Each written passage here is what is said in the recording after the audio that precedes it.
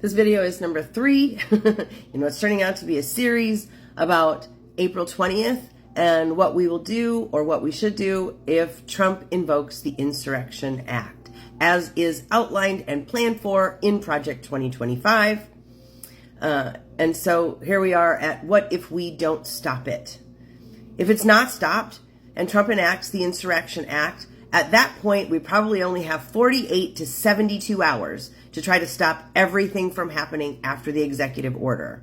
Once martial law is imposed, there will be a tiny window, no more than 3 days, before resistance becomes nearly impossible. Stopping it before it happens is the best option. In my next post, I'll outline peaceful strategic ways to resist while we still can, and what our reduced options are if it still happens. If we don't act before April 20th, then by April 23rd, it will already be too late. The next post lays out a concrete action plan, exactly what you can do to try to stop this. Now, that original post was on my Facebook feed, written by Angela Woodward, and I've seen it multiple times talking about the April 20th and what if he invokes the Insurrection Act and all of these things. Today, however, it was posted with this article written by Daniel Hunter, What to Do If the Insurrection Act is Invoked. So let's just dive into this article. It was published on the wagingnonviolence.org website, What to Do If the Insurrection Act is Invoked. With the Insurrection Act looming, now is the time to learn how it might unfold and the strategic ways to respond, including the power of ridicule.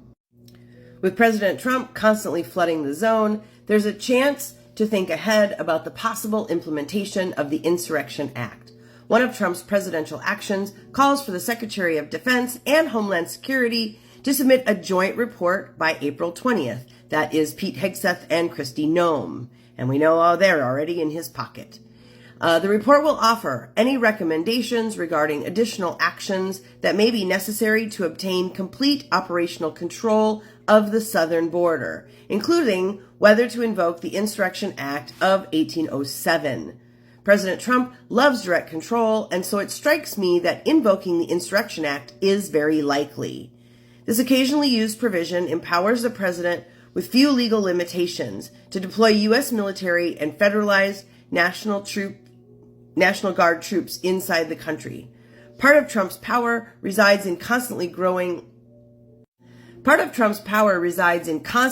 the myth that he can get away with anything. Even when he loses or retreats, he buries the news cycle with the goal of leaving people feeling more fear than awe. So when we first hear about the Insurrection Act, it may trigger our alarmism, but better to face it now before it comes than learn about it on the fly. And I couldn't agree more with that thought. With that in mind, I'm going to walk through some mechanisms of the Insurrection Act, then offer lessons from previously held strategy sessions I took part in that played out various scenarios. I will also offer a few suggestions for activists about what to do about it. So, what is the Insurrection Act? The Insurrection Act is a dusty law that has gone without updates for 200 years. The original text states that in all cases of insurrection or obstruction to the laws, the President of the United States can call forth the militia or armed forces for the purpose of suppressing such insurrection. Technically, it is now not just one law, but a series of statutes in Title 10 of the U.S. Code. One might wonder what the law defines as an insurrection, and it's woefully undefined. Updated modern language merely calls it unlawful obstructions, combinations, or assemblages or rebellions. While the Supreme Court has upheld that the president alone can decide the meaning of these words, it reserved for itself a chance to review the constitutionality of the military's action, but the courts would have to enforce that provision. Notably, the Posse Comitatus Act, which blocks the military from being involved in civilian law enforcement, is suspended under the Insurrection Act. The role of the military is to assist civilian authorities, but not replace them. So this is not technically martial law. In theory, Trump could order the army to go door to door searching for undocumented residents. The Coast Guard could aggressively patrol the border. Marines could be asked to shut down legal protests. then the actions would be subject to federal court review on their constitutionality. The Insurrection Act has been used a lot. President Lincoln in the Civil War, President Grant against the Ku Klux Klan, President Johnson to end school segregation, and most recently, President Bush invoked it during the LA riots. As legal experts have said, the door is wide open for abuse. What Trump might do? Almost 10 months ago, I joined a tabletop scenario run by the advocacy group Brennan Center for Justice. One scenario was Donald Trump invoking the Insurrection Act on day one to secure the border and supplement ICE's ability to make arrests of undocumented immigrants across the country. We had political operatives and ex-military in the room who proceeded step by step about how the orders would unfold. It was sheer chaos with some key lessons. In our scenario, when Trump ordered door-to-door raids, the military balked. Its leaders were unhappy having their personnel emerging from war zones in Afghanistan and Iraq, who don't know constitutional rights, interact with civilians. Ranking military knew it was a dangerous cocktail. As I recall, NORTHCOM, the combatant command responsible for Homeland Defense, took the order, sent it to lawyers over at the Judge Advocate General's as a delay tactic, but JAG unhelpfully approved it right away. So NORTHCOM came back with insufficient plans for the full-scale operation Trump envisioned. They willingly sent troops to the border, an easy success for Trump to show, but kept their troops away from interactions with civilians. This was not good enough for Trump in our simulation. Frustrated, he tried to rearrange the military so he could give direct orders to activate National Guard troops and part of the Army, now reordered under his Department of Defense. Sorting out a new team took some time. That was slowed down by a few mid-tier military officials, largely through extensive debates about how to pay for the unfunded and expensive operation. They were eventually fired. In our scenario, the troops were duly ordered to work in coordination with ICE, but as an accommodation, their orders were largely related to surveillance, and they did so somewhat ineffectively. Frustrated, Trump deputized right-wing militias to help on the border. Private military contractors have a real, leaked $25 billion proposal to do this. Here, it got dangerous fast. Private militia swarmed the border. In our scenario, the militia, I happen to be playing them, got too aggressive and ended up shooting 8 people who were crossing. A videotape of it leaked. This created public outrage. The court suddenly kicked into gear and, in our scenario, Trump fired the militia quietly, declaring them a massive success, of course, because liars gonna lie, and turned back to the trained military. Here were some of the broad takeaways from our exercise. The courts were fully ineffective at slowing things up early and could only win cases after constitutional violations. Trump, as usual, would claim massive powers to act with impunity and shock his opposition, but his actual ability was moderately restrained by a reluctant military and public outrage. Our scenario did not play out beyond this point. So what are we to do? Almost a year ago, I published scenarios of a Trump presidency in an interactive guide, What If Trump Wins? One scenario explored Trump ordering the Insurrection Act on day one of his presidency, so I am surprised he's waited this long. If Trump's regime was stacked with brilliant but ruthless tacticians, use of the Insurrection Act would be merely a prelude to a greater restrictions of freedoms beyond the border, culminating in the use of military against protesters in blue state cities. I'm going to go ahead and end this video here and make a part 2 of this article, a part 4 in the whole little series. So this is part 2 of my video on what to do if the Insurrection Act is invoked. And we're going through the article from wagingnonviolence.org. This is like the 4th video in the series that I've been doing. This started with an article posted on my Facebook feed that included this article with it. And so I'm just digging into the article now in this video. Well, part 2 of the article in this video. While Project 2025 is a roadmap, I'm less convinced of their ability to plan long term. Signalgate and self-defeating tariffs via instinct should avail us of that. And crucially, the sycophants at the top do not have the trust or knowledge of their institutions. Secretary of Defense Pete Hegseth can give orders, but his ignorance limits his ability to move things through the bureaucracy. Perhaps the delay in invoking the Insurrection Act has been to make sure Trump's people are in place. More than anything, they are winging it. Move fast, break things, don't apologize, keep breaking things. One should note the narrowness of Trump's proclamation that could lead to the Insurrection Act being invoked. It's framed as being used for operational control of the southern border, not border mass deportation, or what some of us feared, targeting nearly all anti-Trump political activity. This means the Insurrection Act may be initially more focused. Folks on the border will bear the brunt of further militarization, despite an already heavily militarized border where crossings have dropped dramatically. Trump's desire to criminalize protests against him is obvious. ICE is effectively kidnapping green card holders who have only exercised their freedom of speech, such as Mahmoud Khalil and Ramisa Ozturk. One executive order attempts to criminalize protesting in Washington, D.C., and the FBI is on a McCarthy-like venture looking for domestic terrorism among anti-Tesla protests.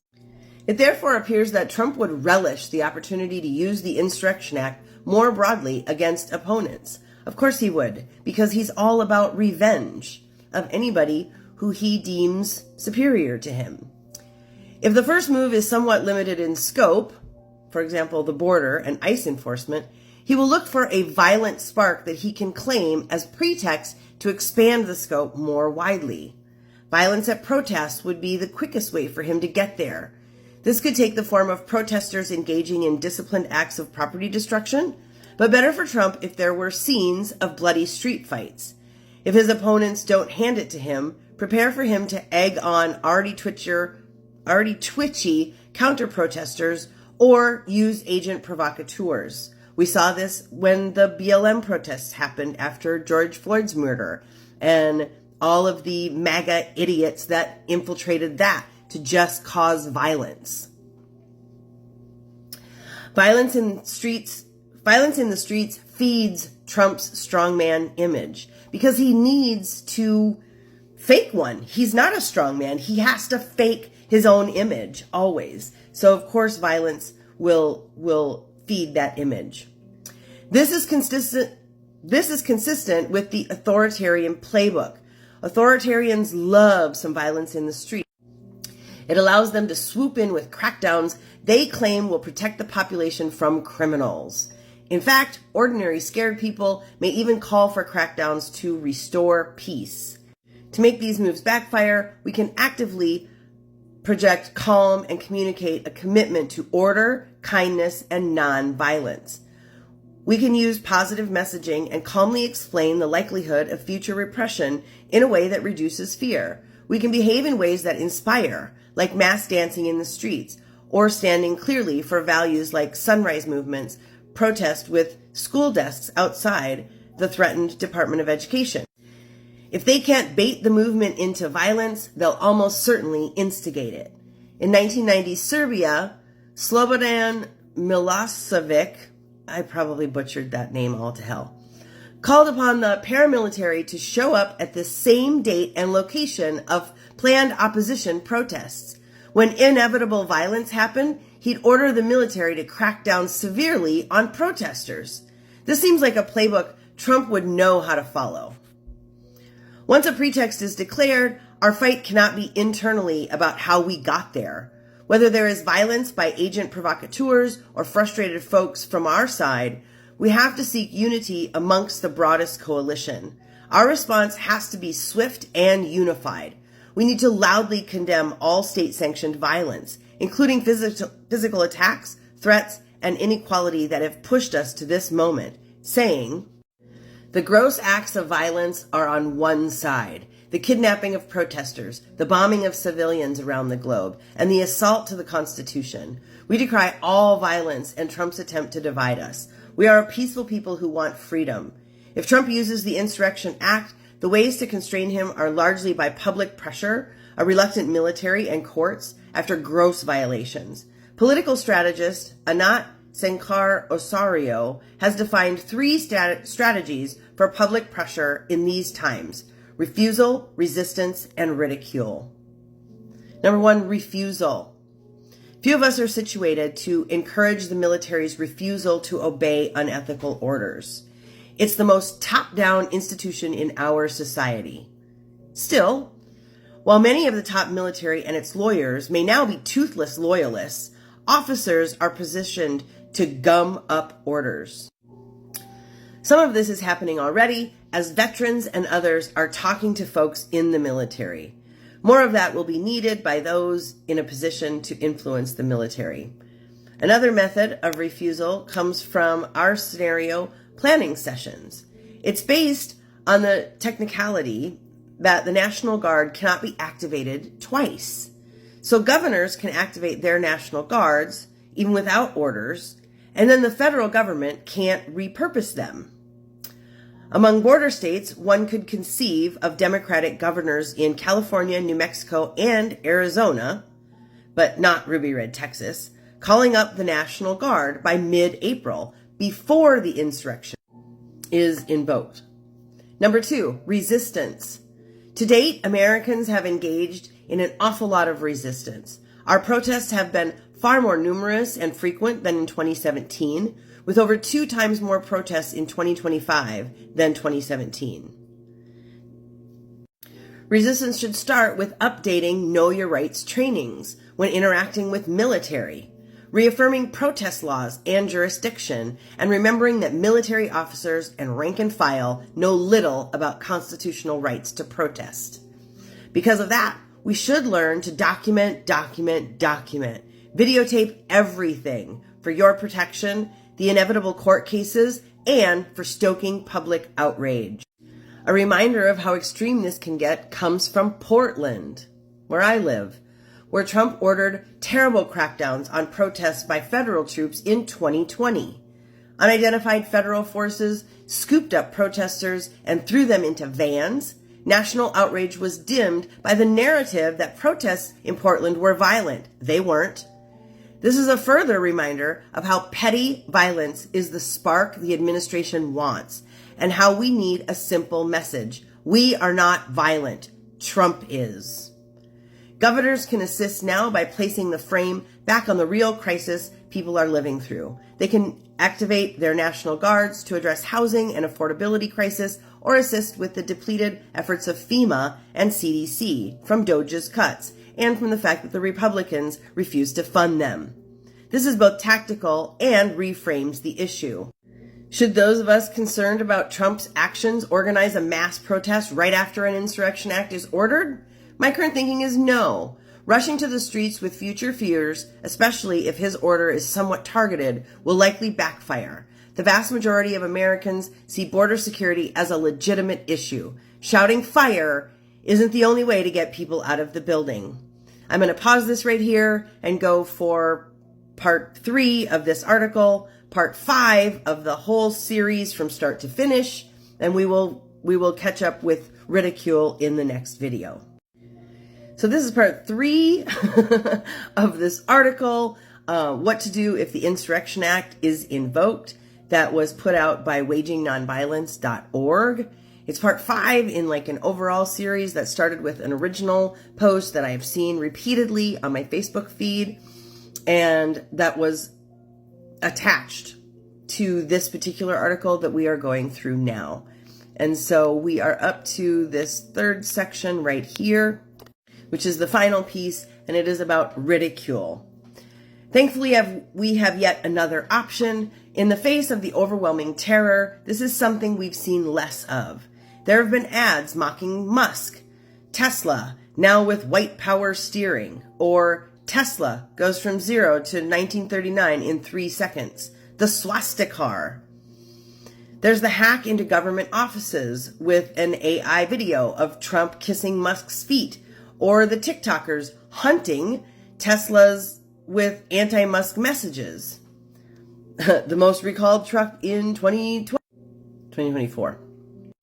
It's sitting right under my record button, so I couldn't see if it was what number it was. Let's continue. But there's so much more ridicule that can be done. Bullies hate ridicule. That's the thing. Ridicule will just knock people off their game. It is one of your best weapons, always, against a bully. I'm raising options here, hoping we can open this box more. It's important because folks are going to tune out if nearly all of our moves are decry, decry, decry. Humor is important for our psyches and to take fascists down a notch. Beautiful Trouble reports on the clandestine insurgent rebel clown army trained by professional clowns who filled their pockets with so much strange junk that it took hours and lots of paperwork when stop and searches occurred. A favorite tactic was to walk into army recruitment agencies and, in a clownish way, try to join up, thus causing so much chaos that the agencies had to close down for the day, and then the clowns would set up their own shabby recruitment stall outside. Humor is key for morale and exposing the vulnerability of the strongman image. When Russia effectively banned protests, activists in the Siberian city of Barnaul organized a toy protest. Lego characters and tiny figurines took to the streets. The humor only grew as the police clumsily arrested all the figurines. After Milosevic accused the non-violent movement, Otpor, of terrorism, they organized terrorist fashion shows where regular folks stood up in their casual everyday wear. Clearly a terrorist. Look at his glasses. He must be a reader. Yeah, because they don't want people who read. People who read are thinkers. Or after their offices were raided, they made a very public re-entry into their building with a moving van full of boxes. Media trailed them. As expected, police stopped the van and took the boxes. This turned to humiliation as police lifted the boxes and found them all empty, leaving Otpor the opportunity to say, "They are fearful of everything." And they are. That is the whole problem with this whole white supremacist movement. They are so fucking fragile and so afraid that they cannot cope. And that is why we have MAGA and Trump. Anyway, let's continue. I'm hoping some ideas may be brewing for you. What about Tesla test drives with disorderly clowns? Toy protests along the border? What if we appear with empty boxes after the Insurrection Act is invoked with insurrection scrawled on the outside? Or we could go in a totally different direction and have people applaud the move. A bunch of us simultaneously come out with press releases saying, "We are so glad Donald Trump is finally going after insurrectionists. We assume he's going to declare his pardons of January 6th insurrectionists null and void, and then, remarkably, turn himself in." This brings the frame back to his lawlessness, and it brings up one of his most unpopular acts to date, pardoning the January 6th insurrectionists. Yeah, people were not happy about that. Folks could amplify this call with street theater, with pictures of Trump and the J6 insurrectionists, and signs saying, "We're with Trump, get the insurrectionists."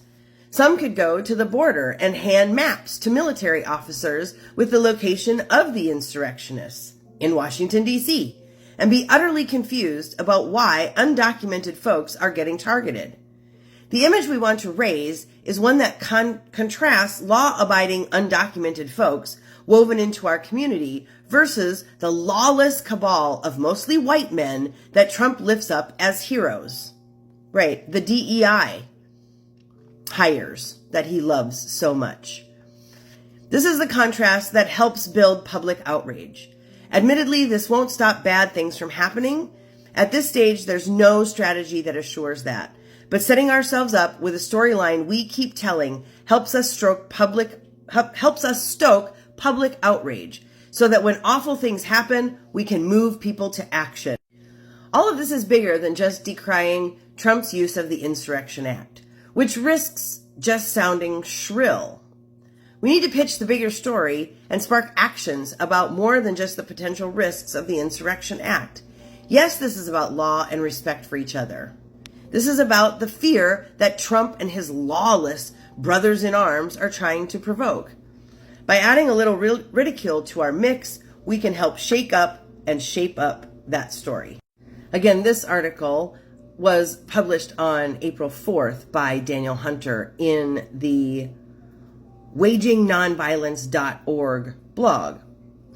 And Daniel Hunter coaches and trains movements across the globe. He's the founder of Choose Democracy.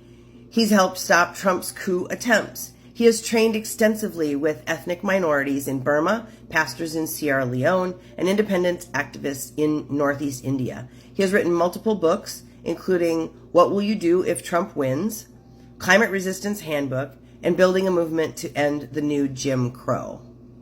I feel like this has been an incredible article about really what's next.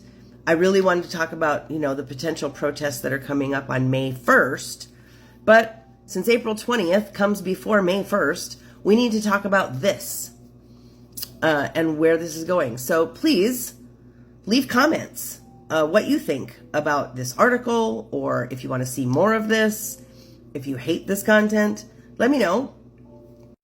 Please share it with others, because the goal of the original poster was to really spread this to every American. We all need to know what to do if and when he invokes the Insurrection Act.